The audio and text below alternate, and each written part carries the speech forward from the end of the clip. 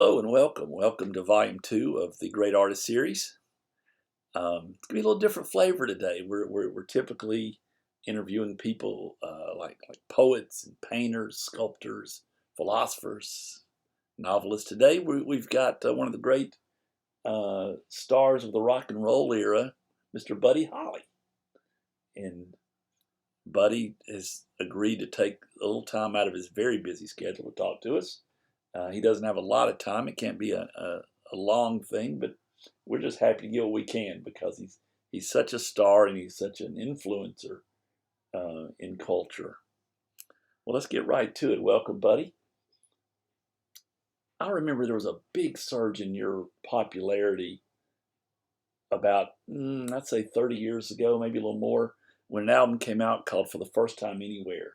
And apparently some recorded tracks were unearthed and from some vault and released. It was kind of a big hit. Do you remember that record? What'd you think? I know, I mean, it was a long time. Yeah, yeah.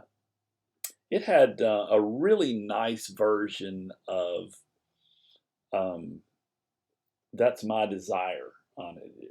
Yeah, yeah. Remember that? I loved it. The guitar work was spectacular on it. I don't think. Yeah, that's who it was. That's what I thought. He played that beautifully. I remember you played it on the other version, but yeah, that was really nice. I like that whole record. I guess if you go back a few years before that, maybe 10 years, let's talk about the Buddy Holly story. Big hit movie, biopic, starring Gary Busey playing you. What'd you think about what Mr. Busey did? Did you like his portrayal? Oh, really? Those were the original glasses. Well, all right. Okay. He played all those the guitar parts himself, the way I understand. Is that correct? Yes. Hmm. Yeah. Well, yeah. Yeah. We know that.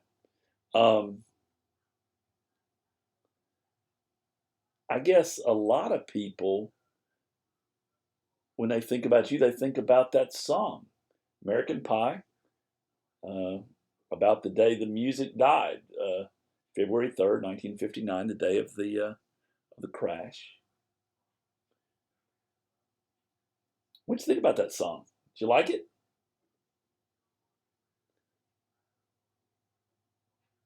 Yeah, yeah, me too. I thought it was great. Um, and I mean, obviously, not just you. There were references and allusions to the Beatles, Rolling Stones, Bob Dylan, Janis Joplin. There was just so many, and I think he made his point well. There were people who were afraid that there wasn't going to be any rock and roll, but that wasn't the case, and he made his point well without actually saying that.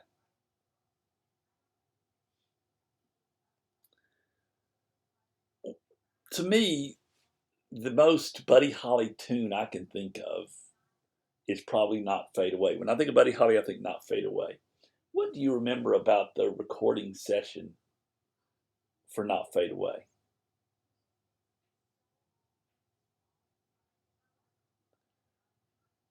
Was it difficult to teach the band that very unusual rhythm that you achieved in that song? Yeah, y'all had been working on that in the basement, I'm sure, for a long time. Um, how would you describe that rhythm? Because it was really unusual. Yeah, it's not exactly the clave. It's sort of a yeah, exactly. Yeah, that's. I mean, I couldn't have come up with that, but that's what it was. It was a variant of that clave rhythm, and it was so great, so great. Um, looking back, what's your favorite recorded tune? What did you like the best? Oh, me too. That's my favorite Buddy Holly song. "True Love Ways" is so perfect, and I love the everything about it. Your vocal, the arrangement, the orchestration, that great sax solo.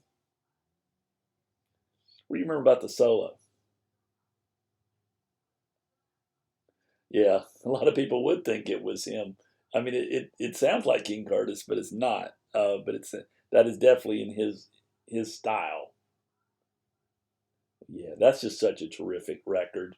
That one's going to be around forever and ever. This is all your music, and I want to thank Buddy for being here with us. It's fantastic. Thanks so much, and we'll see you on Volume 3 very soon.